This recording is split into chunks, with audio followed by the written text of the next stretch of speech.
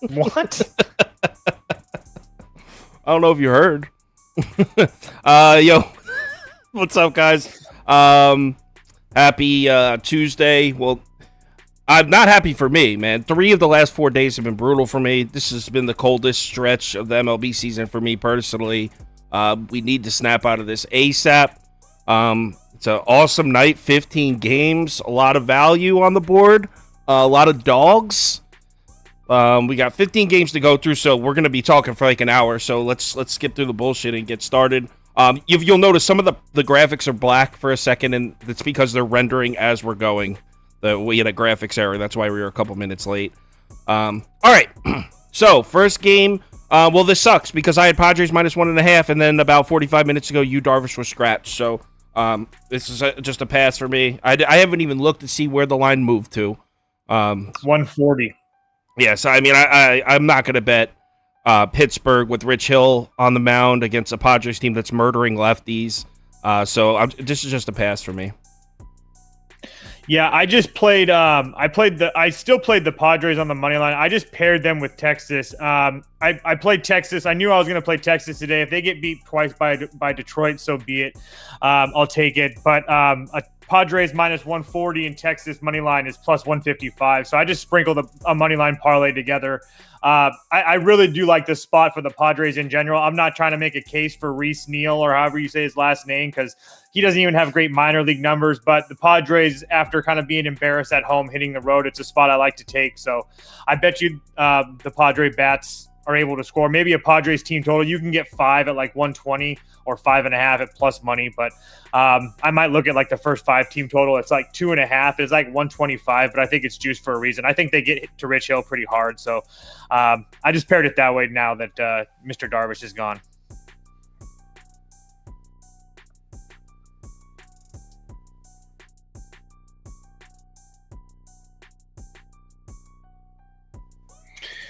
Yeah, I was also leaning with you guys, Padres, but with the pitching matchup, I'm off the side. I'm going right to the juice head turkey, Nando El Nino. We're gonna start with a little mini ladder. So I'm taking a 2+ bases at -125 on FanDuel. I'm also taking 3+ at +160 on FanDuel. 2+ bases in 5 of his last 10, 6 of his last 8 road games, 3+ total bases in 4 of his last 8 road games. He's on fire right now. Last 61 plate appearances, batting .340. 714 slugging, 300 ISO, 461 WOBA, and 9 extra base hits, hitting the shit out the ball, almost a 55% hard hit rate in that span, smashing lefties, 316 batting, 1100 OPS, almost a 400 ISO, almost a 20% extra base hit percentage, which is elite, also hitting the shit out the ball. He leads the team and is top 10 in batted balls with an exit velo over 90 miles per hour. Over the last 10 games with 22, which is insane. He's also third on the team in that same category versus lefties this season, despite playing only 58 games. Rich Hill struggles versus righties. I expect that to continue. Like Toe said, I expect San Diego to get production all throughout the lineup today versus Rich Hill, allowing almost a 500 slugging, almost a 350 WOBA. Tatis also crushes Hill's pitch mix. He'll mainly see curveballs, fastballs from Rich Hill. So I'm expecting him to homer, but the homer is like, I think all the way down like +250. The doubles all the way down to +250 or something like that. So I think this is the best way to get at least some value. So 2+ bases and 3+ bases. Yeah, and I agree. I mean, I wouldn't bet Pittsburgh, like I said. Everything, if you watch the video I uploaded last night, everything points to the Padres here. I mean, the way they've been hitting lefties, Rich Hill, it was just perfect for a Padres -1.5. I was actually loving that at -110. But yeah, just the pitcher with the Padres, I have no idea. I wouldn't be surprised if they still hold the Pirates to 1 or 2 runs, though, because that offense is bad.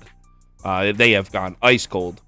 All right, let's move on to the next one where we actually have 2 pitchers that didn't get scratched. Reds at Baltimore. So I said Baltimore pass last night. So this is my favorite bet on this game, but it's not one of my favorite of the nights of the night at all. Just the Baltimore first 5 -0.5 run, first 5 run line. You can get it at -104 on Barstool as of 2 p.m. I don't love it. Tyler Wells I know not everyone is the biggest believer in Tyler Wells, but he's been one of the most consistent starting pitchers. I use the word consistent, not excellent, because if you just look through his game logs, it's like 5 innings, 2 runs, 5 2/3 innings, 2 runs, 6 innings, 2 runs, 5 innings, 3 runs. He's very consistent. Is the Reds lineup cooling off? I don't know. Tough to say. They seem pretty hot if you look at the recent numbers still. They have lost 3 straight. And then on the other side, Andrew Abbott, he just let up 3 runs to the Rockies. And he started off his career with 3 great starts, but then to let up 3 runs to the Rockies if you're a lefty is a really bad look. They're awful against lefties. They've been awful against lefties this whole season. This is the bet I would place, but I'm not going to talk for too long because I'm actually not even betting this. Muted. Yeah, it won't let me unmute. You're good now. Oh, am I good now? Yes. Yep, you're good. Oh, okay, sorry, it wouldn't let me. It's on my end. It's all super slow. I'm on the Reds. I understand everything that Kyle just said about Tyler Wells and stuff like that. But Andrew Abbott, he also neglected to tell you that he struck out 10 guys in that Colorado start. So he's not like he's pitching bad. Also, it's in Great America Small Park. So 3 runs in 6 innings, not a really big deal to me. Tyler Wells has been very consistent, but at the same time, I don't really put too much stock into the Reds yesterday. I think he was asking a lot to them coming off of that Atlanta series in the first place and then having to worry with the rain delay. To ask that team to get up twice in one day is just kind of a lot to ask. If they were to get killed today, then I would stop looking at them. But at this price, there's no way I can't take them. So I took them first 5 and full game. Do they really call Baltimore Great American Small Park? No, Cincinnati. This game's in Baltimore, though. No, he's talking about the Colorado start. Oh, my bad. You were talking about the previous start. Oh, I thought that you were giving the nickname to Baltimore Great American Small Park. No. FTB, you have a bet in this one? Yeah, I'm shocked I didn't hear Jake Fraley out of Toasty right there. I'm fucking shocked. Oh, that's I just assumed everybody already knew. Yeah, I usually tell them at the end, but yeah. I mean, I looked at a bunch of things. Couldn't really get there with anything. Wells has been dominant at home, 7 straight home starts, allowing 3 or fewer runs.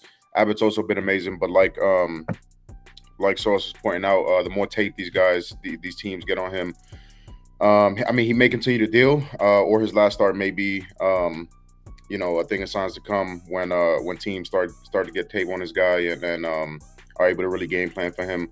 Baltimore last 180 at bats versus lefties. They're below average WRC. They K'ing almost 30% of the time.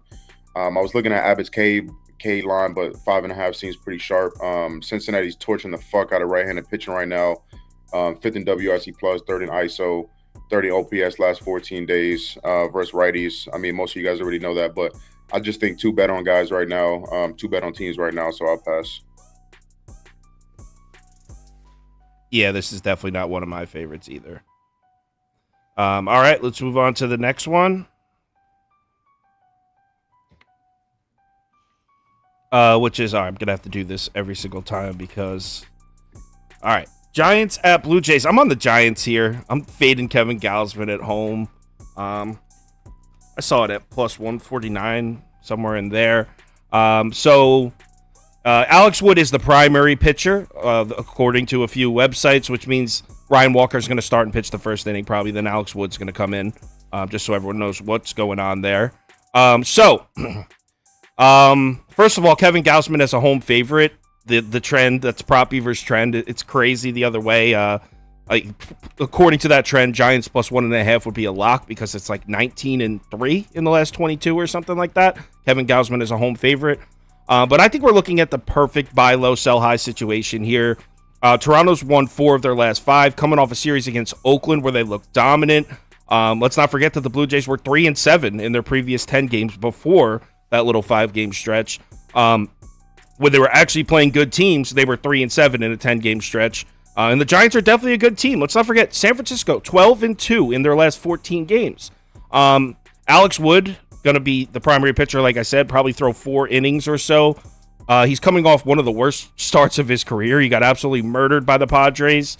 But his last 2 road starts, he went into L.A., pitched 5 shutout innings against the Dodgers, and before that, went into Milwaukee and threw 5 2/3 innings of 1-run baseball against the Brewers.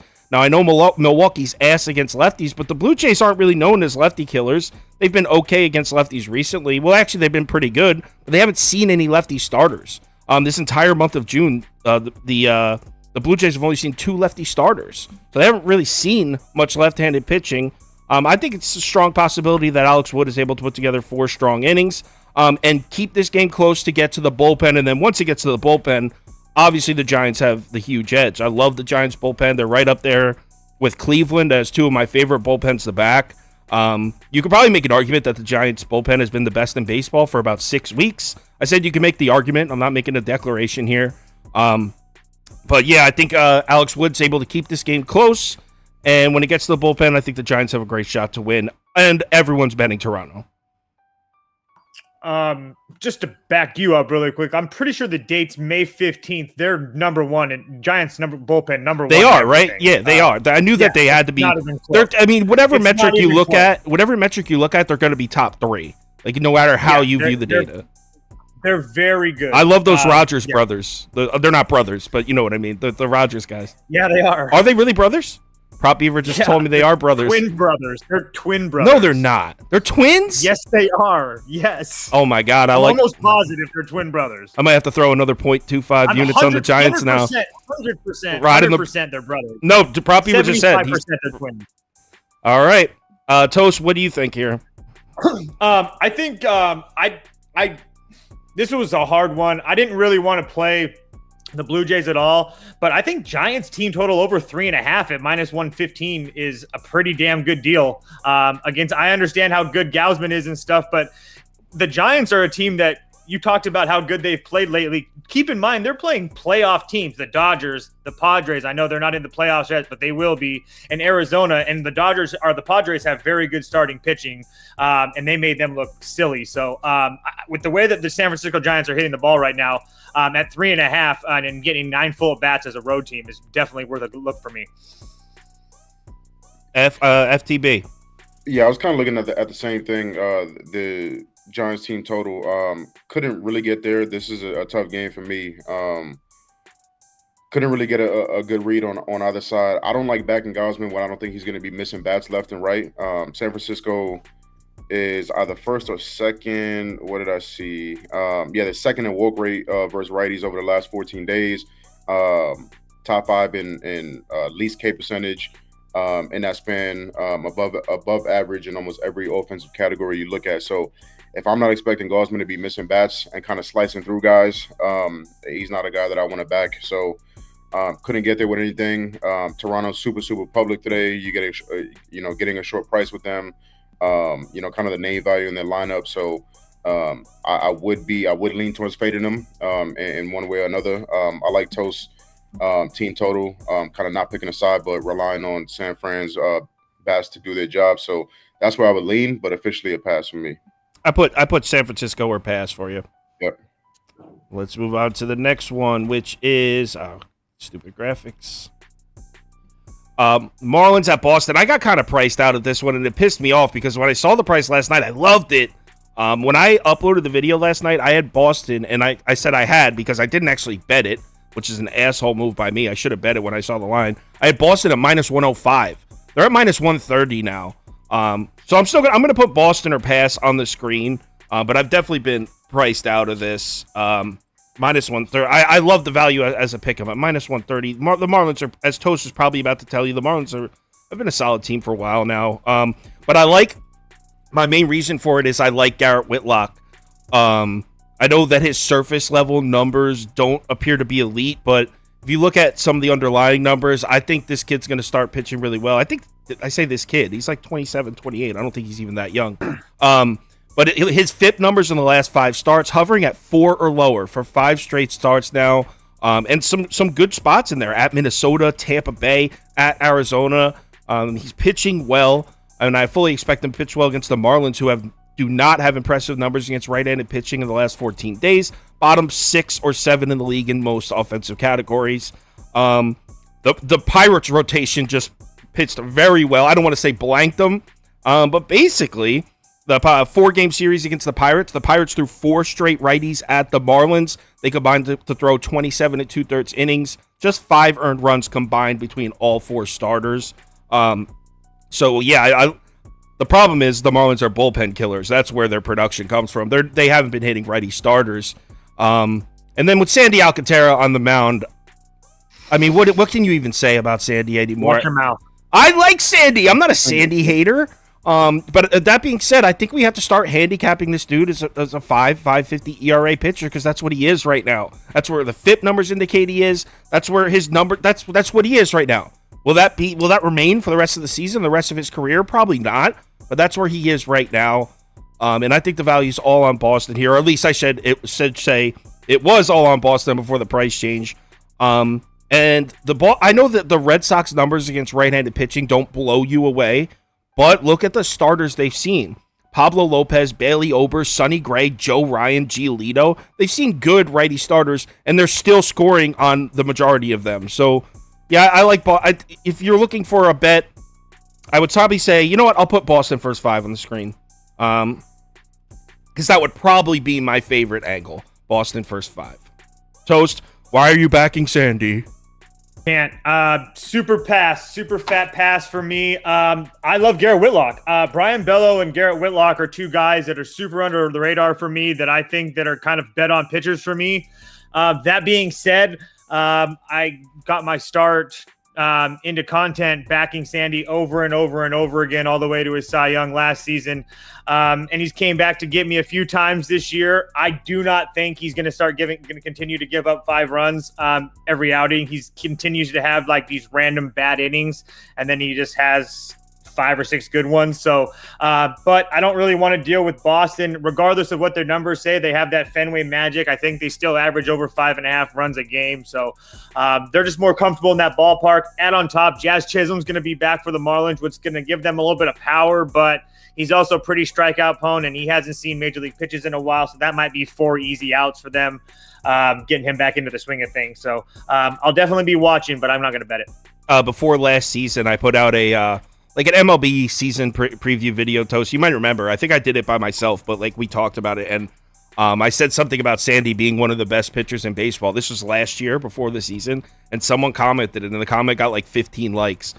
This guy says Sandy Alcantara is one of the best pitchers in baseball. Just shows you how much he knows. And then I went back to find it. It had been deleted. About 3/4 through the season.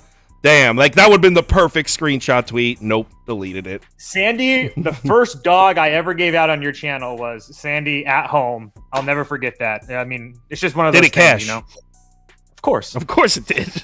I had that and White Sox -1.5 as my 2 plays. I'll never forget it.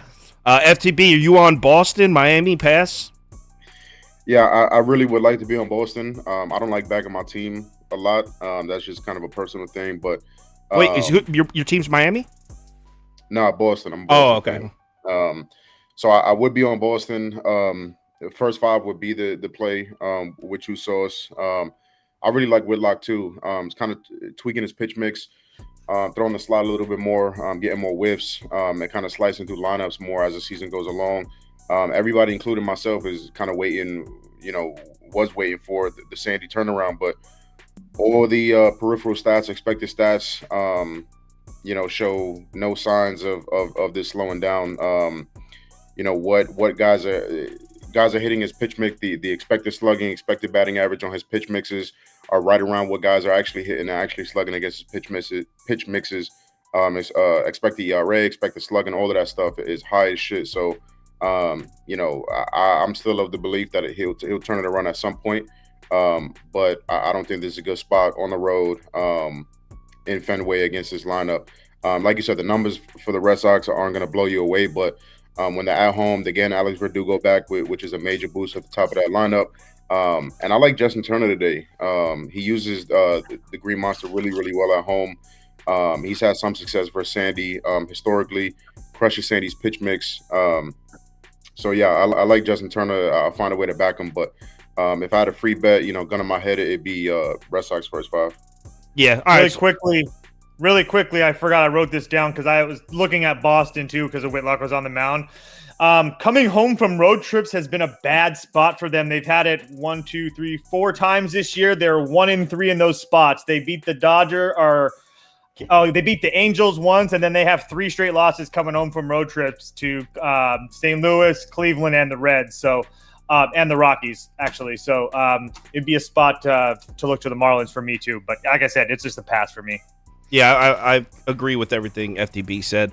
Yellow Diamonds, Prop Beaver will be back on Friday. We had to switch it up because to get those pick videos out at night, me and Prop Beaver were working till like 3:30, 4 in the morning. You could see the upload times of those. So he's actually starting the graphics for tonight's video to try to make it so we're not working 20 hours a day.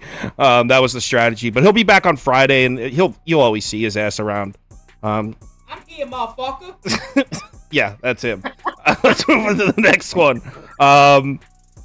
Which is Brewers at Mets, and obviously, first glance, I wanted to bet Milwaukee after the filth we just witnessed last night. Now, I came to the conclusion, 6th, 7th inning, that my Mets minus 1.5 bet wasn't in the cards. I seceded the loss, but I still just wanted to see the Mets win, so I didn't feel like I was completely off. Man, how do you score 1 run at home against Colin Ray? It's truly disgusting. So that being said, so obviously, first glance, I wanted to bet the Brewers. Problem is, the entire world's betting the Brewers, and the line moves the wrong way. You can see from this chart here, everyone's on Milwaukee, and from last night to this morning, it moves 5 cents towards the Mets, which indicates the odds makers aren't scared of that Milwaukee money at all.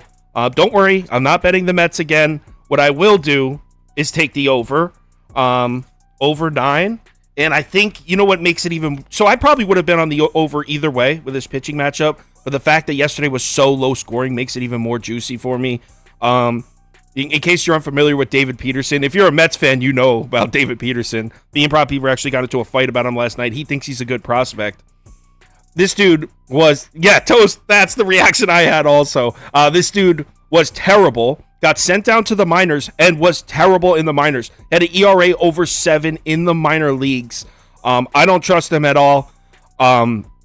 So he's back. I don't even know why he got called back up. But anyway, he's getting the start against a Brewers team that's starting to hit lefties. In the last 14 days, 9th in OPS, 13th. Why am I going from memory? I have it right here. 13th in OPS, 9th in WRC plus. Now, that doesn't sound crazy, but compared to what the Brewers were doing to lefties for most of this season, that's awesome. So I think the Brewers should hit off David Peterson. And then on the other side, Julio Teheran's on the mound, and he's been great. I'm not going to bash Julio Teheran. That being said, FIP numbers indicate that there's negative regression around the corner for this dude. And the Mets, coming off a game where they scored 1 run against Colin Ray. Those bats, the Mets, say what you want about the Mets, the bats haven't been terrible. They should come back and score off him. I don't trust either bullpen, so I love the over at 9. I was actually more or less surprised that he just thought he's a Mets fan that never seems like he's happy. So I was just surprised that David Peterson was a guy he'd go to bat for. He's a Mets fan and a Jets fan, so he has a rough. I'm taking a piss real quick. We'll be right back.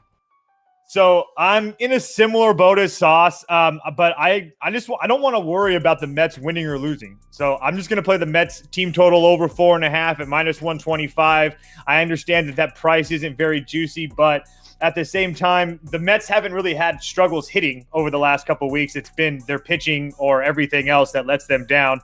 On top of that, guys like Marte, I've seen him 29 times. Doesn't have a good OPS or batting average against him, but he's starting to heat up. I do have a player prop in this one. I am going to bet Pete Alonso over 1.5 total bases at plus 105. He's 7 for 5 against him with 2 doubles, 2 homers. If you wanted to play his hits, runs, and RBIs, if you guys like that bet, that might be worth it too. But there's a couple other guys in the lineup with decent numbers. Mark Canha's 1 for 1 against him. I understand that's a small sample size. Nimmo's 3 for 9 against him, but they've seen a lot of this guy. Tehran's been around for a while, so I'll take my chances with the Mets scoring runs like they have been the last 2 weeks, and not have to worry about the Brewers, who, like Kyle said, I don't know the time stretch or the date on it, but their offense has really kicked it into gear lately. Sneakily first place in their division, so they're not a sneeze over with Christian Yelich playing the way he is. But yeah, I'm going to take the Mets team total. Yeah, this is trap line of the day right here. This line fucking stinks. It reeks like Sauce was saying. Everybody on Milwaukee, the line moves the other way. I just don't give a fuck. So I'm going to do a couple of different things in this game. So the pussy route to take, which is something that I'm going to do as well. Um, Brewers first 5 plus 2.5, and the Christian Yelich hit was minus 112 on FanDuel last night. That's the pussy route. The big boy pants route is I'm gonna go Brew Crew money line plus 124. I'm also gonna take a stab at the double result at plus 220 on FanDuel. I gotta reshop that line and see if there's a better route to take. I mean, you guys broke down the game pretty well. Robertson has been fucking awful.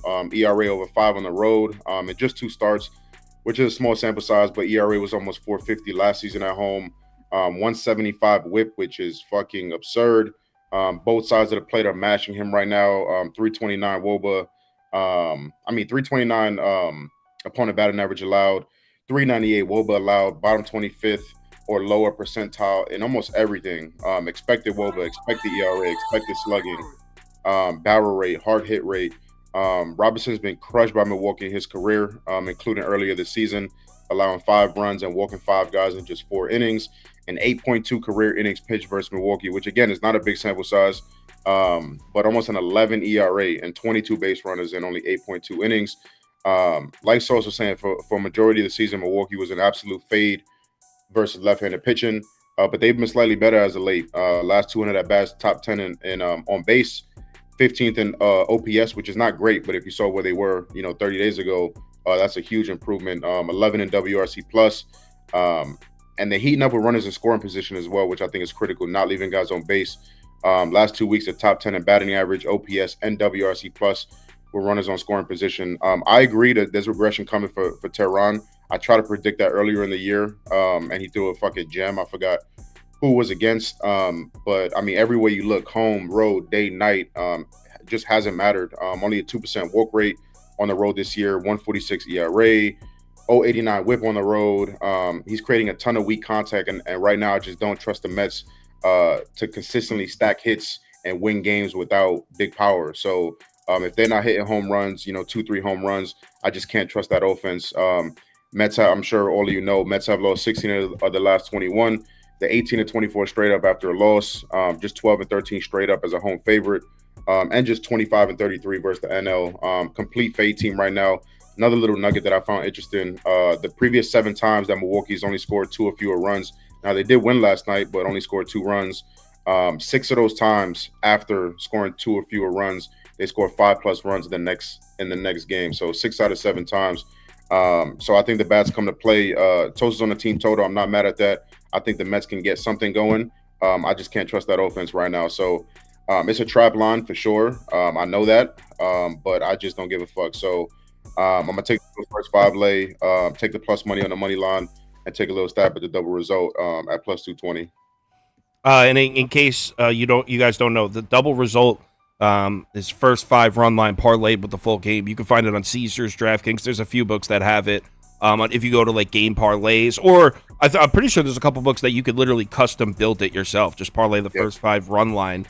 Milwaukee, it would be Milwaukee first 5 minus a half run parlayed with Milwaukee money line. So that's what he means by double result. His prop beaver gets horny for double results. He loves those things. All right, so let's move on to the next one. Twins at Braves. You know what? This sucks because I would love to bet this game, but I was looking and I couldn't find shit. I couldn't find shit last night. I said, you know what? I'll wake up. I'll look at the line movement. I'll find something. And I woke up and it was the most basic movement ever. It moved about 9 cents towards the Braves, which is about what I expected it to do. Didn't really give me a lean either way. I like Joe Ryan a lot. I know Toast just told me the other day that he live bet Joe Ryan to win the Cy Young at like plus 2,800 or something. And I trust his judgment, so I expect Joe Ryan to continue to pitch well off that awesome complete game shutout he just drew. So this is a straight Braves or pass for me. Yep, Braves or pass. I'm not going to talk about a game I'm not betting. So, Twins first 5 on the money line at plus 115 for 0.75, and then I did Twins on the money line at plus 135 for a half. Actually, no, I did them both for 0.75. Look, Joe Ryan is one of the best pitchers in the league. Every StatCast number that's relevant, he's one of the best at, if not number one. I understand that it feels like I bet against the Braves every day, and I do bet against them a lot, but I do find ways to get money out of them. I do think that we should have won the first 5 yesterday. The Twins turned a double play. We win that first 5. Even if we lose the game, we made money on it. So it didn't happen. We pushed. It is what it is. But I've said it over and over again. It's well documented. Elder ranks in the bottom 30% of pitchers in average exit velocity, hard hit rate. He doesn't strike a whole bunch of guys out. Sooner or later, he's going to get hit. Elder was so good in that Phillies game, though. He was good. No, he's been fantastic. I'm not going to sit up here and try to say that he's not. He's been fantastic. So sooner or later, I do think it's going to happen. 2 of his last 3 road starts, 2 of his last 3 home starts, excuse me. He's gotten hit pretty hard. The one that he didn't was against the Rockies, and the Braves put up like 6 runs in the first 2 innings, so he just kind of got a cruise. So we'll see what happens. Twins didn't have Buxton or Royce Lewis in the lineup yesterday. That's 2 pretty good, damn decent bats. So like I said, I'll take my chances with the Twins. Also, my boy Edward Julian over 1.5 hits, runs, and RBIs. I think it's at like -120. He bats leadoff for the Twins. Love that guy. Had 2 hits last night. I expect him to keep it going tonight. To answer the question, he says, you're talking like the Braves lose a lot. How much money you made fading the Braves? The Braves money line isn't even that profitable over the course of the year. It's slightly up. They didn't beat the Reds by 2. One game that they played the Reds. So anytime the Braves went up during the game, I took the Reds plus 2.5, 3.5, whatever it was, and cast every single game. Yeah, the Braves money line on the season it's like plus 2.2 units or something. It's pretty much break even. All right, FTB, Braves are passed. Host us on Minnesota. Give us the deciding vote here. Yeah, no, I can't do it. A complete pass game for me. Both teams are buy-on teams right now. I mean, not really the Twins, but both pitchers are buy-on pitchers, so not much to add. Not going to waste everybody's time. Complete pass for me. Yeah, I mean, that's how I feel, too. I wish, because this would be an awesome game to watch. Joe Ryan versus Bryce Elder. Oh, what? Now you can't watch it? No. I mean, it's just watching games is so much better when you have money on it. I think we could all agree to that. You can tail your friend. Oh, man, the graphics for this one isn't working. So, whatever. Number 7. Number 7 is Astros at Cardinals. Damn! I like this one, too. Well, you can still talk about it. Yeah, hold on. It'll only take 50 seconds. I'm just going to start the render, and then I'll start talking. I'm on the Cardinals, by the way, and I know I'm the only one on planet Earth. All right, graphics will be ready in about 40 seconds. So, I'm on the Cardinals. Let me put it up. Cards, money line. I think it was at plus 102, plus 100, somewhere in there. But I have it written down, actually. So, Cardinals money line, plus 100 on DraftKings. So, plus 100. That was as of about an hour ago. So, obviously, I'm not going to try to make up reasons to fade Framber Valdez. This isn't a fade to Framber Valdez. I like Framber. That being said, in his road starts, he's got a 1.46 ERA and a 4.81 FIP, indicating that there is some negative regression coming. Again, not you can pick that one apart. It's Framber Valdez. But that being said, 3 runs is a significant gap between an ERA and a FIP. Basically what I'm saying is I don't think he's been as good on the road as his numbers indicate.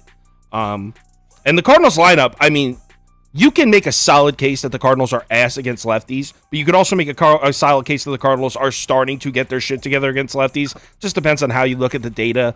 In the last 30 days, they're the worst, like 29th, 30th. But then what they just did to Mackenzie Gore, which was their last real start against a lefty. Justin Steele was in London. Who cares about that shit? I don't like those overseas games, international games. They're just too many extra factors in there that could throw things off. So their last true start, in my opinion, against a lefty was Mackenzie Gore, and they smacked the shit out of him. There's the graphics. So I think the Cardinals can score a couple runs off Framber Valdez. And I think in this game, I would also lean under, by the way. Because on the other side, this is where the value comes in the bet for me. I think Jordan Montgomery is a bet-on pitcher right now. He's been great. So his last 5 starts, both ERA and FIP numbers way lower, but way below 4. He's been truly excellent. And 2 of those games was against the Reds, who we all know how hot the Reds have been, and the Giants lineup. Again, another team that's been crushing left-handed pitching. Certainly 2-3 weeks ago they were. And the Astros, low-key, have fallen off against lefties. The last 14 days, they're 27th in OPS, 22nd in WRC+. The last 2 lefty starters to pitch against Houston, Mackenzie Gore, we were just talking about him, and Andrew Abbott, they both blanked them. They combined for 11 and 2/3 innings, 0 runs. They didn't score a single run off either of those 2 guys, and those are the last 2 lefties they've seen. I think Jordan Montgomery can shut this lineup down. Don't love that the Cardinals are coming back from London, but they did have a day off. And then when you go look at the bullpens, advantage goes to the Cardinals again. I think the Cardinals bullpen is slightly better than Houston's. Not a huge edge there, but at plus money at home. Everyone in the world, this is the most public play on the board. So I'm on St. Louis. Yeah, I knew going into this that I bet Astros first 5 on the run line at plus 125. I knew it was going to be public going into it. I didn't think it was going to be this public. The line movement absolutely terrifies me. So I'm not going to sit up here and act like I really love a pick when I really don't. I will say, though, the Astros do have a few guys that on the road versus left-handed pitching in a small sample size, like 35 at bats, have done really well. I mean, Dubon, I don't think Dubon's in the lineup. Or is he in the lineup or not? I'd be curious. Okay, yeah, he is. He's in the lineup. I was going to say, because Dubon's got a 186 WRC plus, Jake Myers, Abreu, Pena, Jolks, Tucker. I don't see him in the lineup. Guys. Oh, yes, he is. I'm sorry. He is in the lineup. Yes. So all those guys pretty decent against lefties. We'll see what happens. But I don't, like I said, with the line movement, just absolutely terrifying. So I don't love it. Yeah, same thing for me. I'm going first 5 money line instead because I'm a big fat pussy. But yeah, Houston first 5 money line minus 125. Don't mind the run line at all. I just think this is going to be a lower scoring game. So I'll take the safety in the money line, but completely aligned. I mean, Houston is 5-2 straight up in the first 5 of the last 7 games. Outscoring opponents by 2.2 runs, so that's a nice little cushion right there. They're averaging nearly 5 first 5 runs in that span. Houston's also 9-4 straight up in the first 5, the last 13 road games, averaging close to 4 runs there, and outscoring their opponents by nearly 2 runs in the first 5 on average. Framber's been amazing in the first 5, definitely a bet on pitcher in the first 5, 7, 3, and 5 straight up in the first 5 this season.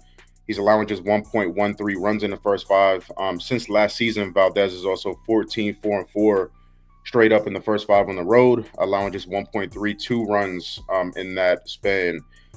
Houston has also backed Valdez up well offensively in these spots, which is kind of weird, right? Some teams just either give guys no run support or they back them up really well offensively. So it's interesting to always look at that kind of shit.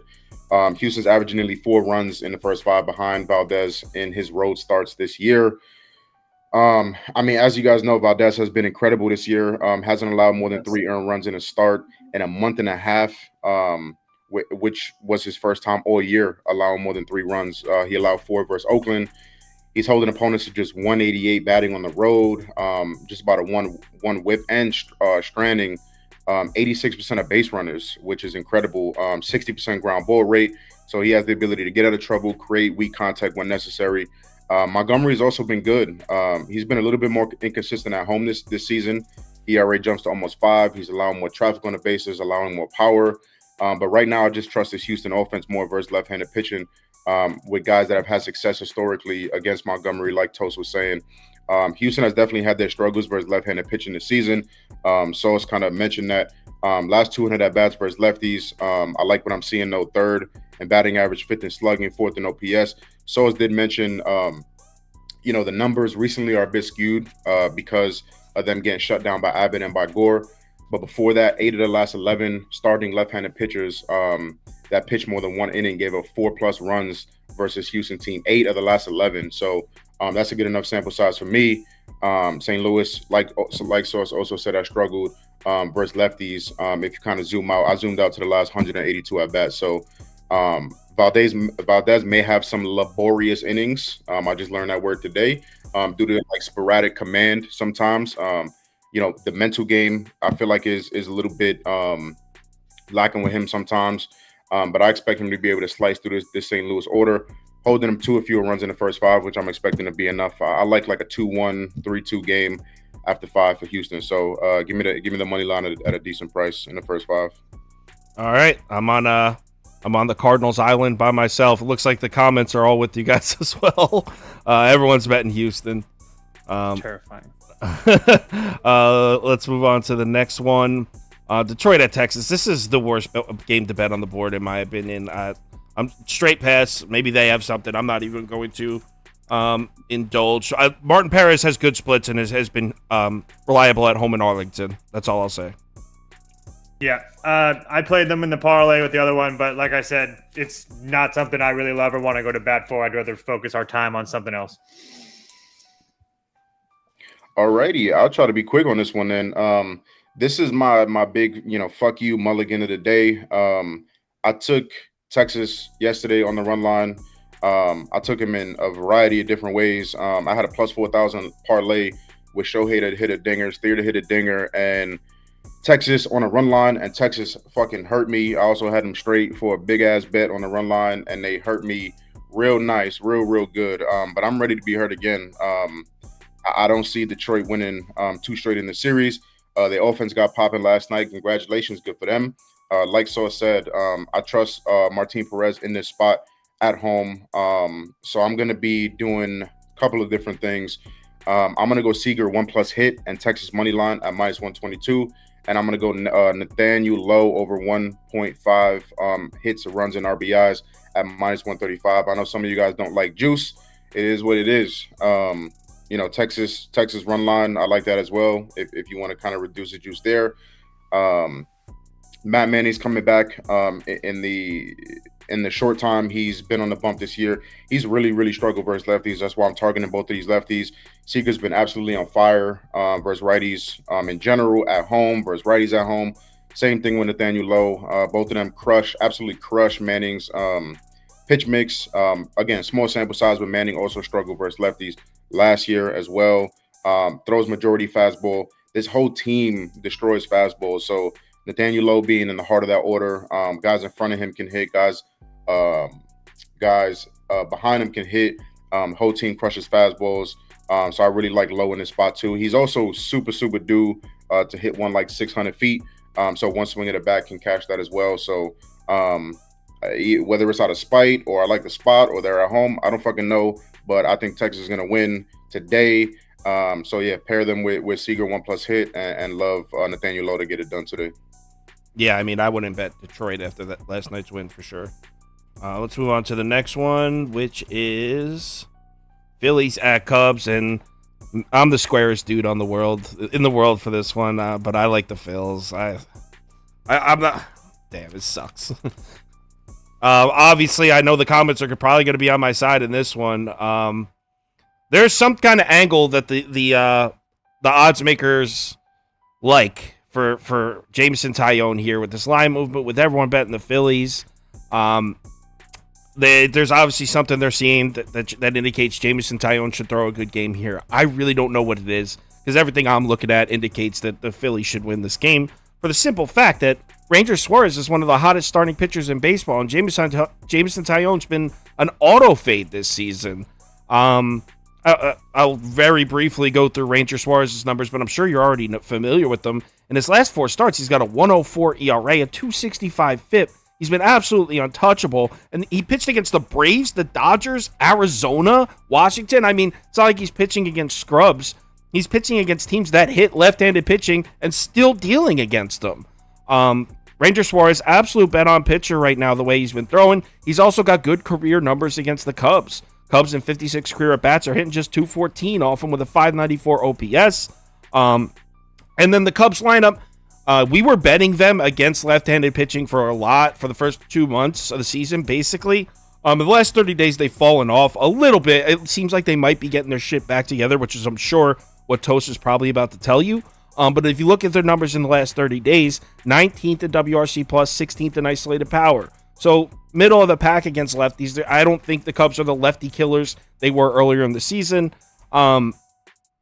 And then Jameson Taillon, I'm not even going to go through his numbers because you already know what they look like. They're disgusting. I feel like I need to take a shower after looking at Jameson Taillon's numbers on this season. So he already pitched against the Phillies this year, 2 1/3 innings. He allowed 6 hits, 3 walks, 2 home runs, and 8 runs. Once again, 2 1/3 innings. I didn't even know you could fit that much production in 2 1/3 innings. Phillies bats certainly haven't been blowing us away lately, but they're finding a way to win games. Keep in mind, the Phillies are still 15-5 in their last 20. Like, the Cubs are hot, 11-3 in the last 14, but so are the Phillies. In fact, if they didn't see the Braves, it would most likely be 15-3 in their last 18, depending on who they played instead. Yeah, the Cubs bullpen has been good, but I'm on the Phillies here. It's square. It's definitely square. Nice pick, Pete. I'm on the Cubs, first 5. I can't really say that I'm going to sit up here and try to tell you guys that Jameson Taillon is going to be getting his crap together and yada, yada, yada. But what I can tell you is that for the first last 2 or 3 years, he's been an ERA around 4. Which would be like almost 3 runs, nearly 3 runs worse than or better than what he's pitching like right now. So is he really that guy that he's been throwing? I mean, over his last 7 starts, he's had 2 good starts, one at Pittsburgh, one at the Padres, and both of those teams have been god-awful at times, especially when they're bad. They're truly bad. But I just think that this Cubs team at home, I understand that they're coming home from Europe, but with everybody betting the Padres or everybody betting the Phillies, I think it's a decent spot here. They hit better from the left-hand side. They've already seen Ranger Suarez once this year. So with everybody betting everybody else, I definitely don't want to go against the Phillies bullpen. I think if the Phillies get a 1 or 2 or a couple run lead late, I don't want to deal with that with Alvarado and all that stuff, but I'll stick to the first 5 and see if I can get some Wrigley magic on my side. That is razor sharp, bro. I mean, I respect you for it. To have the nuts to do it, I think you're going to lose, but I respect you for it. FTB, where you land on this one? Yeah, it's a really tough game for me. I probably won't be taking a side. Like you said, both teams are red hot right now. Ranger Suarez has been on another fucking planet. I think if there's a lineup that can kind of bring him back down to earth, I think it is this Cubs lineup. They're going to absolutely stack the shit out of righties. I think everybody that starts is going to be a righty. I'm pretty sure that's what the projected lineup says. So he does a lot worse versus righties, obviously. So I think this Cubs team can do it, but I got to see it first. So, I would back the Phils if you gave me a free bet on the side, but I'm probably just going to attack some player props. Jameson Taillon simply cannot get lefties out. I mean, Taillon, lefties are batting .311, slugging almost 700, WOBA almost 450, ERA is almost 7 versus lefties. So I'm going to target probably Bryce Harper. You can target him however the fuck you want. Like I said, a lot of people don't like drinking juice. I don't mind in certain spots. His hits, runs, and RBIs is -140 on DK. If you don't like the juice, I don't know what the fuck to tell you. Plays total bases, do whatever you want to do. But I really like Harper tonight. He crushes every pitch that he's going to see from Taillon. He absolutely crushes. I think he's also due to hit 600 feet as well. So again, one swing at the bat can tie it. I also like a Dansby Swanson and Bryce Harper hit lay if you want to kind of reduce some juice there. Not too mad at Ranger Suarez over 4.5 strikeouts as well. His breaking stuff is just really, really working right now. He's getting a lot of chases, a lot of swings and misses. So like I said, I do think he's going to come back down to earth a little bit at some point. I think this Cubs lineup can do it. So I like both of the angles from you guys. I just can't pick a side. I can't pick a winner or a first 5 winner in this spot. So heavy on Bryce tonight. I like the Swanson and Harper hit lay. I don't know if I'm going to get fully there on Ranger over 4.5 strikeouts, but I do like that one. So play a prop game for me. To answer a question, he said, how does everyone betting a team make them win or lose? It doesn't. But everyone betting the team and the line not moving indicates that the odds makers are completely comfortable playing against all that money. And I mean, as much research as we put into it, I don't claim to know more than DraftKings billion-dollar corporation and their analysts and the people at Pinnacle and all those. So it gives you an indication of who they like. That's the thinking behind that. It's not like, oh, everyone's going to bet them, so they're going to choke because everyone bet them. That's not the situation. No. Yeah, Toast, you got somebody in the comments that offered to drink your bath water. So I saw that. Do you know how many times I've heard that before? And then they delete the comment. It's all good. Oh, for the I remember when Boston played Sunday Night Baseball and traveled to Minnesota, and every single person said the Twins are free. The Twins, the Twins, the Twins, the Twins. Boston won. Yeah, that's. I was on shrooms that day. I'm on bath salts today. You never know. All right, let's move to the next one. And the next one is Cleveland at Kansas City. Definitely on Cleveland here. Actually, the bet I got down was Cleveland -1 at -110. You can get that on Fox Bet. Not all sports books offer the -1. So if it's not available where you're placing your bet, I'm down. I would condone laying the 1.5 here. I know the sharps are all over Kansas City. Cool. Let them. Gavin Williams pitching for Cleveland. Obviously, I talked about him in his last start. One of the highest rated prospects in, I believe, all of baseball, but certainly in the Cleveland program. Didn't really have the best MLB debut. 5 2/3 innings. 4 hits, 3 walks against the Oakland. Probably not how they expected that one to go. But he has a good chance to redeem himself here against a Royals lineup. Now, Kansas City's actually playing somewhat decent baseball. They're 4-5 in their last 9. During that 9-game span, they're 14th in WRC plus, 15th in WOBA against righties. Again, for Kansas City, those numbers are excellent. So the Royals aren't playing terrible, but still, let's not let the last 9 games distract us from the fact that Cleveland is just a much better baseball team here. And then Brady Singer, yeah, if you look at his last 5 home starts, you could be like, okay, Brady Singer's figuring it out at home. Well, he pitched against the Tigers, the Nats, the Rockies, the White Sox, and then the Angels. So the Angels was a good one. But the other 4, so 4 of his last 5 home starts, 29th, 26th, 23rd, and 28th in WRC plus versus righties. So yeah, he's looked decent in his last 5 home starts, but 4 of those starts were against bottom 7 lineups against right-handed pitching. Cleveland's bats, as we know, woke up about 5 weeks ago. In the last 14 days, they're 8th in WRC plus, 2nd in average, 7th in OPS. Cleveland's seeing and hitting righties well. The last 4 righty starters to pitch against Cleveland, they combined for an 8.85 ERA in those starts. And you want to know the names that pitched against Cleveland that have that high ERA? Corbin Burns, Freddie Peralta, Paul Blackburn. So it's not like they've been hitting off bad righties. These are solid right-handed starters Cleveland's hitting against. Singer has bad career numbers against Cleveland. In his last 5 starts against Cleveland, he's 0-1 with a 7.66 ERA. 4 of those games came at home in Kansas City as well. Cleveland as a team lifetime is batting .359 off Brady Singer through 78 career at-bats. I think everything points to a Cleveland win here. Everything points to Cleveland except the starting pitching matchup, because some people are like, Evan Williams, who's that? That's the only reason, the only angle I can see for Kansas City. Because then when you get to the bullpen, obviously Cleveland's bullpen is one of the best in baseball. So, yeah, Cleveland -1, Cleveland -1.5, Cleveland all the way. Yeah, I was trying to get to Cleveland. I just couldn't get there, but I do have a player prop I really like. Jose Ramirez, 3+ total bases at +160 on FanDuel. If you want, it's probably 1.5 and juiced up on DK and stuff like that.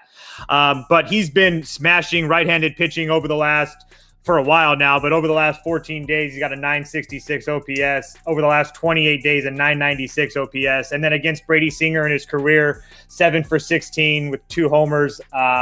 And in a double as well, for like a 1.48 OPS, which is insane. Not to mention the fact that he's crazy on the bases. He takes extra bases. What's it like in Kansas City? Big, deep, wide outfields where if he gets a ball in the gap, he's going to try to go 3. So he's probably good for a couple hits tonight. So I'll take my chances at 3+ total bases at a big plus price. I like that. I think that's a good bet. Thank you. Yeah, completely aligned with you guys. I love Jose Ramirez tonight. Like Toe said, historically he's crushed Singer. Obviously Jose hits from both sides of the plate. Singer's giving it up just fine and well to left-handed hitters. He's gonna see sinker, slider, changeup mix. That's what Singer throws to lefties. Jose Ramirez is absolutely crushing the shit out of those 3 pitches. I think Toast broke it down really, really well. Super aggressive on the bases. He's hitting the shit out the ball. I mean, the batted balls over 90 miles per hour plus in the last 2 weeks are ridiculous. Top 10 in baseball. So he's hitting the shit out the ball. I think he's either going to hit one 600 feet or rack up, 2, 3, 4 hits tonight. So I really, really like that play. 2+ bases is still minus 115 on Bet365, minus 120 on BetMGM. So I don't mind that. Love the 3+ as well. Yeah, I'm going to tell that. Say it again. I said that. Yeah, that's a good price. Yeah, for sure.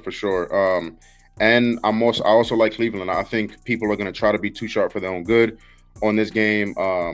See this Gavin Williams guy. Who the fuck is that? Look at the game log. These game log cappers. They're going to look at the game log. Oh, he pitched against Oakland. Oh, that's his first career start. Oh, he let up 4 runs against Oakland. That was, in the midst of Oakland being kind of fucking hot versus everybody. So, this kid is a top prospect. I think the number 2 prospect in the organization for a reason. This kid has nasty ass stuff. And I think this is a lineup to kind of not get right, but kind of show more of his ability. So, like Saul said, I think he broke it down perfectly. Lineup advantage, bullpen advantage. I wanted to go first 5, but then you're kind of discounting one of the strengths of Cleveland's team, which is their bullpen. So I love the -1 number, kind of avoiding the juice. Like I said, I'm a push, so I might just take money line and pay the juice, but also don't like the -1, get that kind of push potential in there. So not going to talk too much, completely aligned with you guys. I think J-Ram is a really, really good play today. I'm also going to sprinkle Josh Naylor home run. Same thing as Jose Ramirez. He's smashing the fuck out the ball right now. I think he's due to hit 700 feet as well, crushing the pitch mix. So yeah, just a little sprinkle on Naylor home run. Main plays are going to be J-Ram and Cleveland. Yeah, it sounds like we're all on the same page here. And what Toast said about Ramirez on the base pads is a nut. Every single time, it's like, why is he going? And then he's like so deceptively fast because he looks like a chunky little thing, and he's actually like quick. He's quick on his feet. I'm pretty. It's him and Devers are by far the most total extra base hits in the last like 2 or 3 years, and it's like not even close. So I don't know what I think about Devers anymore, though. I was up big on him, and now I'm kind of losing faith. Whatever. Let's move on. Ramirez, I wish Ramirez was a Met so bad. I really wish he was a Met, man. All right, so Dodgers at Rockies. I already have a bunch of comments calling me an asshole for this one. I'm taking. I'm putting a small. I uploaded a video last night saying I liked Colorado.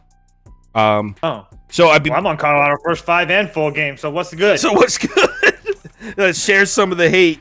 Colorado money line plus 250. Now it's plus 250. This is not see, a lot of people, when they're criticizing, it's not, if you take a plus 200 dog, right?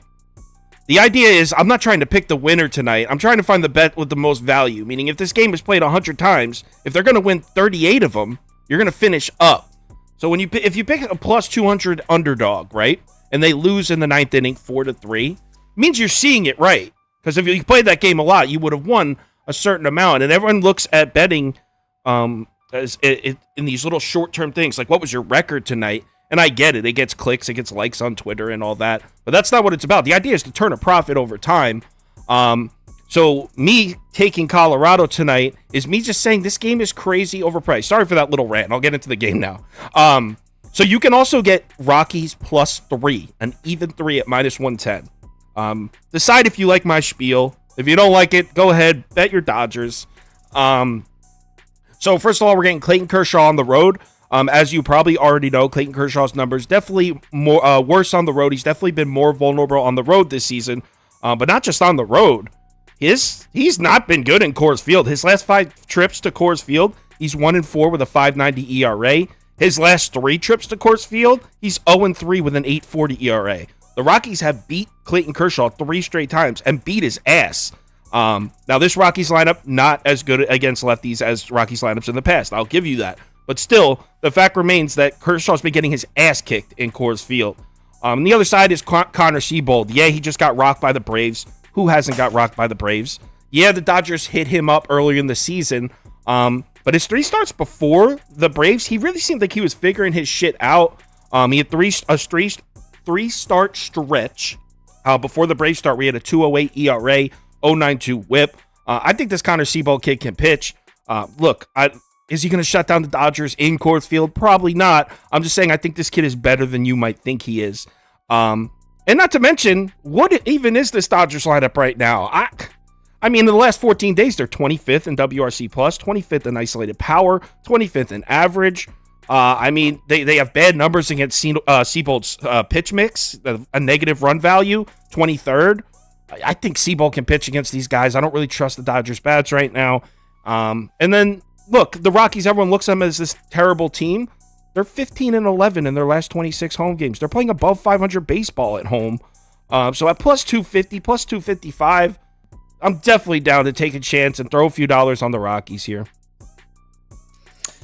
Yeah, couldn't agree more. I can't stress to you guys enough that taking these dogs and stuff like that, it's not about, I could lose 6 of these in a row and still play the 7th one with the same confidence because it's about playing this over 162 games. But regardless, he talked about it. Clayton Kershaw hasn't been great in Coors Field. This Rockies lineup actually has really good numbers against them. And honestly, for me, Connor Seabold's a guy that has continued to make money for me this year, pitching well in certain spots against Boston, against San Francisco, against Arizona, against the Mets. I mean, all those teams, really good teams. And he's pitched really well. He's coming off by far the worst performance of his season. So it's really hard for me not to take this price, on top of the fact I love to play the Rockies in this little niche spot where they get a home series, they get a day off, and then they start another home series. That's a nice little advantage for them being used to that cold, or that I shouldn't say it's probably cold anymore. It's probably cold, but that Rocky Mountain air, I think that gives them a little bit of an advantage. I do have one player prop I really like against this one. Elias Diaz, there should be all-star catcher for the Rockies, over 1.5 total bases at plus 120, a 1.074 OPS the last 7 days, but he's 6 for 7 against Kershaw with 2 doubles and a homer. So all over Elias Diaz as well. So I like the one guy said, when Toast points or fist pumps, fade him. I would like someone to keep that record. Like when Toast points, he's 9-8. But make sure if it's 9-8, I want to make sure to know what the average line is. Because if I'm 9-8, well, you would just track the ROI. Yeah. FTB, are you psychotic like us? Absolutely not. I wish I was sharp enough to take Colorado here. You mentioned it before the show started. The +3. I mean, talking from big puss. That +3 is what, -118 on Fox Bet. So that's looking kind of nice right now. But yeah, I mean, I saw the price last night. It was north of -300. I just skip over those games, to be honest with you. I've learned the hard way not to take north of -300. Just kind of stay away from those games. Now the price has moved a lot towards the Rockies. Yeah, I don't have a good read on this game. I didn't cap it that much once I saw the price last night. So just to stay off for me. All right, let's move on to the next one. I can see we have a lot of math majors in the comments.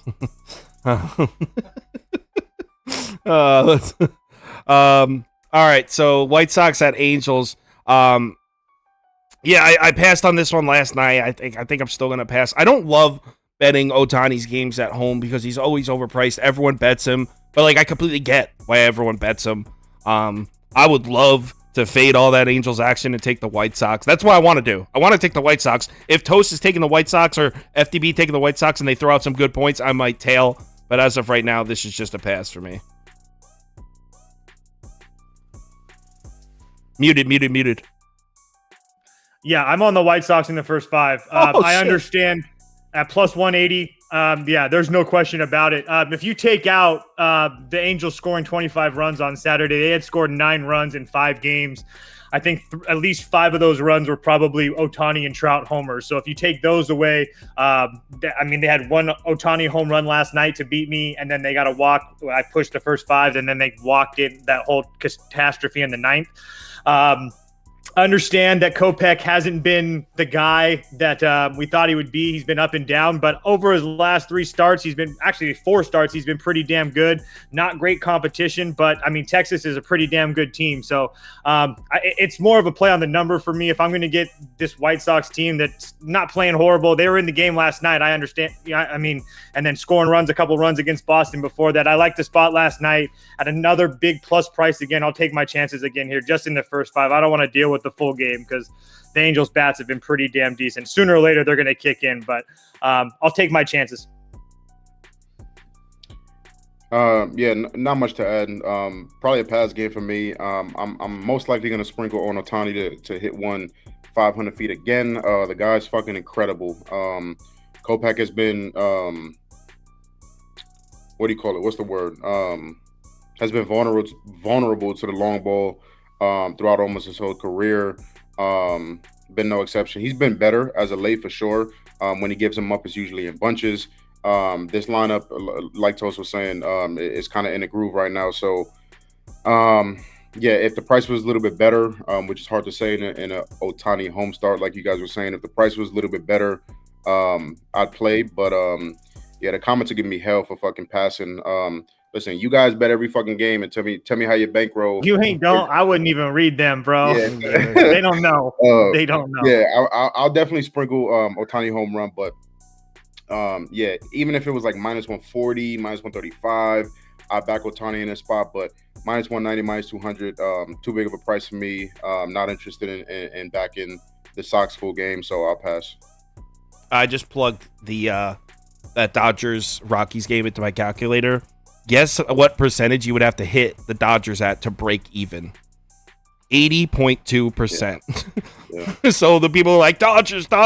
You have to hit 80% just to break even, not even to be up. So if I go 2-8 on that bet, I'm even with you. Like it's simple math. Anyway, next game. A's at Oakland. Yankees at Oakland. I'm sticking with my bet from last night. I'm going Oakland first 5 money line. So I was at plus 104 about a little over an hour ago. Probably still somewhere in that area. Not a bet that I'm absolutely crazy about. But all right. So I don't trust Johnny Brito at all. I don't care if he looked good in his first start back from the minor leagues. He looked good against the Mariners. You guys know what my current thoughts are on the Seattle lineup. Kings of the frauds. The Seattle Mariners, I think, bottom 3 team in baseball. No, I'm trolling, but I hate the Mariners. So Johnny Brito was terrible before he went down to the minors. He went down to the minors, pitched terribly in the minor leagues, kind of like David Peterson. He had a 7.08 ERA and a 1.82 WHIP in the minor leagues, and he had a 7.12 ERA before getting sent down in his last 8 starts. He already pitched against the A's, and they got to him. He had a 9.96 FIP in that game against the A's. I don't trust Johnny Brito. Said it again. And then Paul Blackburn, I think, is pretty solid. And so, hold on one second. I have a good note about this. Oh, so this is actually Prop Beaver's note. His expected numbers significantly lower than the production we've seen from him. 4.21 ERA, but he's got an expected ERA of 3.27 and a 3.00 FIP. Indicating that he's pitched better than his numbers indicate, and we know how bad this Yankees lineup has been without Aaron Judge. Public, obviously, on the Yankees here. We're talking about Oakland. That's why I'm sticking it to the first 5, because I do like the Yankees bullpen. In the second half of this game, they should have the significant advantage, but I think at plus 104, there's good value on this first 5 bet. Yeah, I actually, it's weird enough because I don't play a lot of totals. I kind of like the under 8 here. I did play it. I do think that Johnny Brito.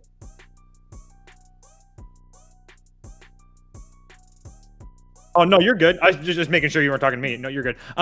Yeah, so like I said, under 8, Johnny Brito's, I don't really think he's that bad. I actually think that he's going to continue to be better. I don't really love the fact that Oakland's already seen him, but I'm just really not a fan of the Oakland bats right now. I'm not a fan of the Yankees bats right now. Paul Blackburn's kind of one of those veteran starters that I think at home who has pitched well against the Yankees at home, even back to 2021, which was not that long ago. It's not like he's getting lit up, and then the times that he has gotten lit up, it's been on the road. So the Yankees bullpen's been fantastic. Oakland's been kind of playing out of their mind for a while with kind of the roster that they have. Not to mention they're coming back from a road trip where they went to Cleveland and Toronto, so it's kind of a sleepy spot for them. So I'll take my chances under 8. You took the full game under? Yeah, under 8. Okay. Yeah, I really like that. I might tell you on that. I like that under just fading both of these offenses. I'm aligned with Soas. I like Oakland first 5 money line, especially at the plus value. Paul Blackburn's been amazing at home this year. There was a point in time last year I was making a lot of money off him in the first five. He was a first five wagon. I don't have the numbers in front of me right now. I got to dive a little bit deeper into this game, but yeah, he was a first five wagon. I think that continues. Anytime I can fade the fucking Yankees, I'll do it. Even against his Oakland team. So, like Toast was saying, I think it's gonna be a low scoring game, which is why I like the first five money line. Might look at the plus half a run too in case we get like a 1-1 bowl game, a nothing bowl game. Yeah, I don't trust Brito. I trust Blackburn way more to create soft contact, especially versus lineup that's not going to give you a lot of this Yankee lineup that's not going to give you a lot of pop. I trust him to force the Yankees to make a lot of soft contact. He's probably going to allow some traffic, but I like him to get out of the traffic, allowing that soft contact, getting those ground balls as he usually does. So, yeah, at the plus price, give me Oakland first five money line. I'll probably take the plus half a run too, but have to take a stab at the plus money. All right, let's move on to the next game. And the next one, I really wish I'm betting this. I could bet this one. Well, it's not that I can't. It's just I just can't fade Gallen at home. I'm not taking Arizona, but I'm putting Razor Pass on the screen. But I just can't. I think I still like this Arizona team a lot, and even though Gallen's production has dipped a bit, the last two starts were good, so maybe he's getting his shit together again. And him at home against a Rays team that we've seen over the course of this year is capable of being shut down on the road. I'm giving you reasons why I'm not betting it. But the reason I would like to bet it is because I think Taj Bradley is super undervalued. I think this kid's a monster. And I think he's going to be a bet-on pitcher in as soon as a month. I kind of said the same thing in his last spot. I just don't like the spot for him last time. I don't like the spot for him here. But I think we're going to win some bets on this Taj Bradley kid. Just on the road in Arizona against Zach Gallen. Just it might not be it for me. So yeah, I'll say Razor Pass. Yeah, I'm on Snakes first five on the run line at plus 101, and then Arizona on the money line. Gallen at home is just a bet on pitcher for me. Understand they had coming home from a road trip, but that doesn't really affect me too much with this Snakes team. I still think that I do agree with you about Bradley. I do 100% agree with you. I think that this kid's going to be a stud in this league for sure. Hasn't been really super tested on the road. At Oakland, at Boston was a good one for him, but against the Cubs and the Mets, nothing really big for me. This Snakes lineup's really different with the way they present themselves with speed on the bases and stuff like that. And they've been really good at home this year too, 23-18 after a couple losses to the Dodgers and stuff like that. Or I'm sorry, to the Giants. But I do think that at home, they're a pretty damn good team to back. In Gallen, 9-2, he's been consistent all year long. I understand he had a couple blips on the radar, but like I said before, that Detroit starts that early Sunday morning Peacock game. I can throw that out the window. He's been very, very consistent. So at minus 130 and a nice plus price in the first five, I'm willing to take my chances. I thought I remember doing a video though, and correct me, I passed on this game, so I didn't even dive too deep into it. But I thought I remember doing a video where I saw Zach Allen's chart. Like it was good, and then it came up for like 3 or 4 starts. Maybe I'm bugging, but I thought I remember him going through a rough patch, not just one rough game. I don't even have. I'm speculating. I don't even have the numbers open. I mean, he went at Milwaukee 7 innings, 1 run. Cleveland 7 innings, 1 run. At Detroit 5 2/3, 5 runs. Atlanta 6 3 runs. Colorado 6 innings, 0. Philadelphia 5 2/3, 2 runs. At Pittsburgh, he got lit up. So he's been lit up twice in 7 starts. Why do I feel like I had? Maybe it was just FIP numbers or something. Anyway, FTB. Yeah, Arizona pass for me. You rarely see the Rays as a dog. They are good as a dog. They're 7-3, straight up as a dog. But it has to be Arizona for me. When a long ball is not working for Tampa, they're a completely different offense. Now they can attack you the same in some of the same ways Arizona's going to attack you. Right, get runners on, steal a lot of bases. Steal 90 feet here and there. But when the long ball is not working, it's just a completely different offense. Runs are much, much harder to come by. These Tampa bats just kind of disappear at times. And what better time for them to not exactly disappear, but what better time for them to fall flat versus Zach Gallen at home. So, Zach Gallen's only allowed 6 home runs in almost 100 innings. He's a guy that's going to paint the corners, hit his spots, create weak contact, get ground balls. And I think that's a problem for this Tampa team. So, I agree with Sauce. I love Taj Bradley. I think he's improving every single start. I think this guy is going to be really, really fucking good. His stuff is electric. It's nasty. Arizona could just beat you in so many ways through power, stacking hits together, stealing the 90 feet, same as the Rays. So yeah, I mean the total seems a bit too high too. The total sitting at 8.5. I was expecting to see like a 7.5, so I would lean under there. But yeah, has to be Arizona pass for me. Just trusting Zach Gallen. I think it'll be a sweaty one, a low scoring kind of sweaty game, but at this price, I'll back Gallen and the D-backs. One thing I forgot to say too is that the reason I like the D-backs too is that Gabriel Moreno, the Diamondbacks catcher, is very good at a very good pop time, so he should be able to help control that Rays running game. All right, last game.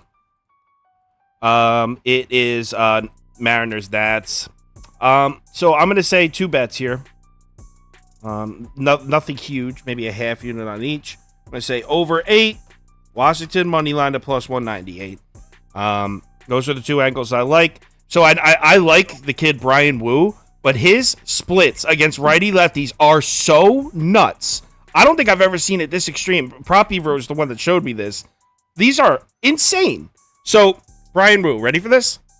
Against right-handed bats, he's been great.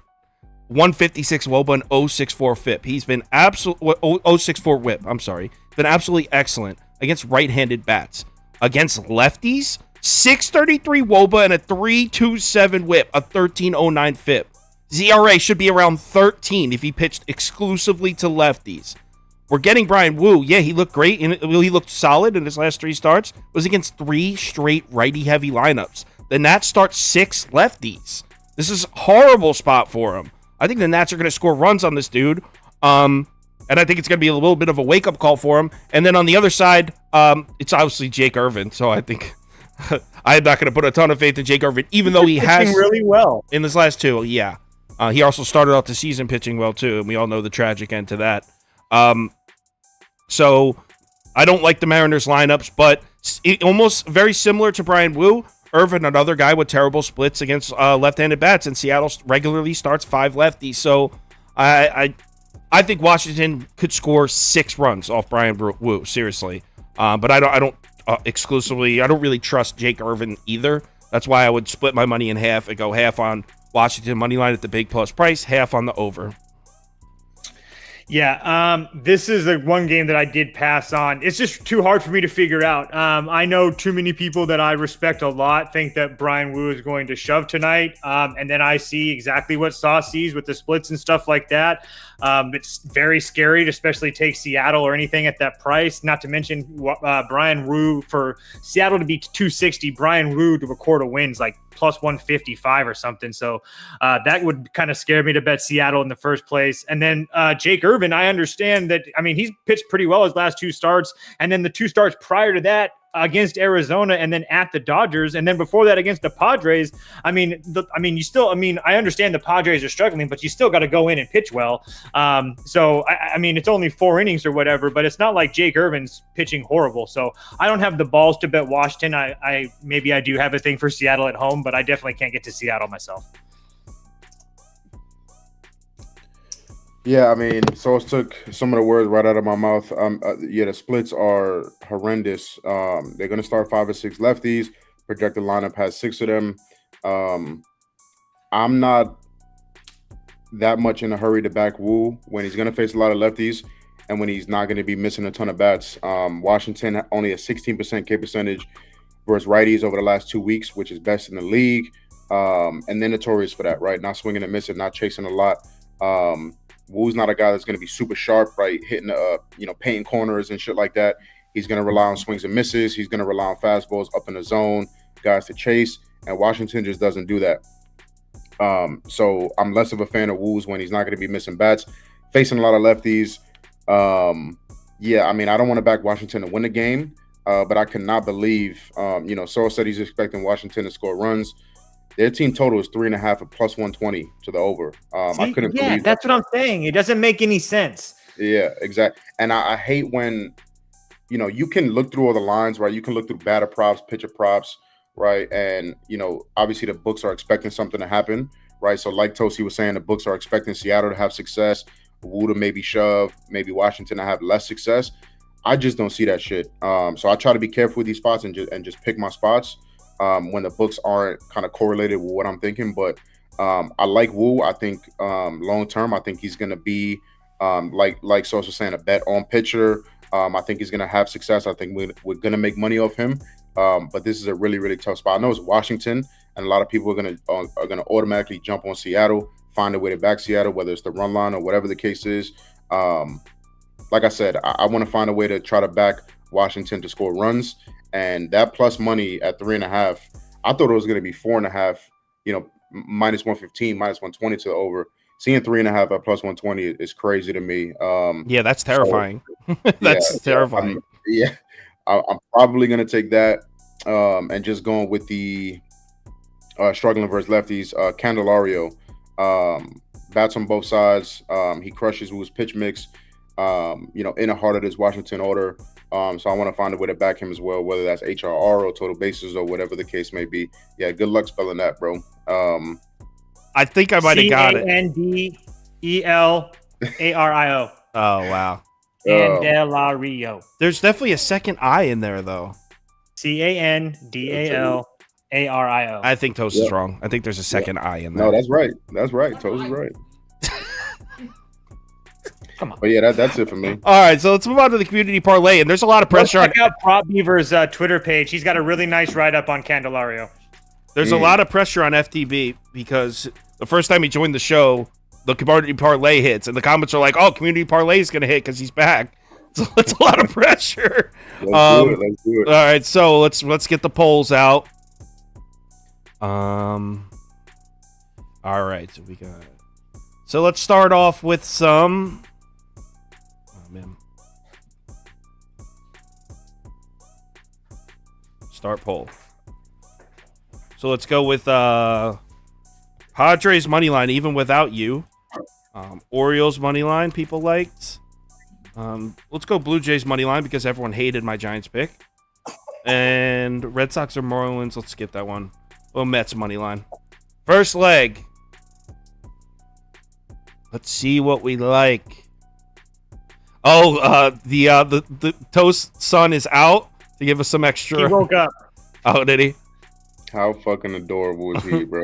Actually, I'm pretty sure the community parlay hit the last time Reese was in the shot too. This is double extra good luck. Yeah. Padres running away for this one. I could probably end this poll early. Yeah, let's end it. Let's go. Padres money line. Can you open a sportsbook, please, Pop Beaver? I got it. I got you. Oh, Toast has it. Padres money line. Next leg. All right, so let's go Astros money line because everyone loves them. Tigers. Oh no, I'm sorry. Rangers money line. Let's go Phillies money line and Guardians money line for the next leg. Somebody in the comments said, "Hold the candle higher, yo." Actually, it's hilarious. That it does work out perfectly. So Orioles money line got second place. Let's keep that in mind in case we need to go back at the end.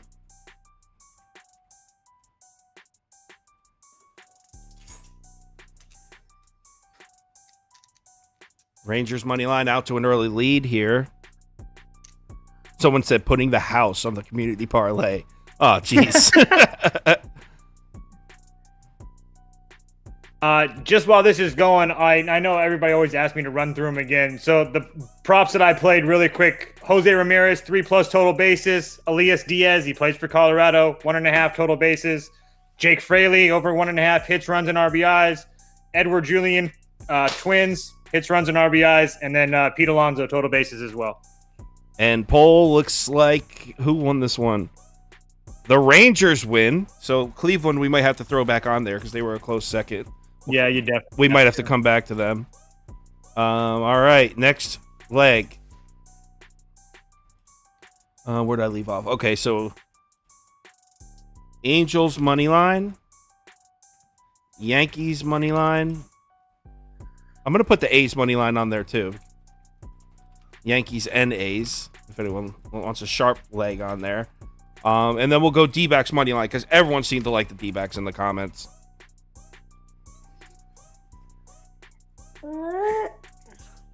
Mm-hmm. Toast, your son looks like a boss. You can barely see the top of his bald ass head. Oh no, he can make that distinction. Oh, there he is. There he is. Who's that? All right. Wow, D-backs looks like they're gonna run away with this one. Oh wait, Angels making a comeback. No, I can end this poll now. It's D-backs by a mile. D-backs are the third leg. And then, so for the last leg, it was Orioles, Guardians. Let's just do those two, because those were the two that got close seconds. So it seems like people want those two on there. So, for the last leg, Orioles or Guardians? 50-50 shot. Oh, man, looks like this might be a Cleveland blowout. Yeah, holy shit, everyone's voting Cleveland. Toast, where are we at? We are at. Let me find Cleveland. There it is. 4-teamer is 655. Plus 655. That sounds juicy right there. That does sound juicy. Let's end this poll. So, community parlay. Padres money line. Rangers money line. D-backs money line. Guardians money line. Plus 655. Thanks everyone for joining. My bad on the graphics and the late start today. If you've been subscribed to this channel, you know that never happens. I'm usually pretty on it. Sorry about that today. FTV's right back with us again tomorrow at 4 p.m. So the same three be back tomorrow. And then we got Jay Briggs from Pick Dogs coming to join me and Toast on Thursday morning. So everyone, remember to bet responsibly. Have a great night and hit any of us up on Twitter. So FTB's Twitter is right under there in case you already don't follow him. It's written right there, but he's tagged in a post. You'll see him on my account too. Everyone have a great night. Later.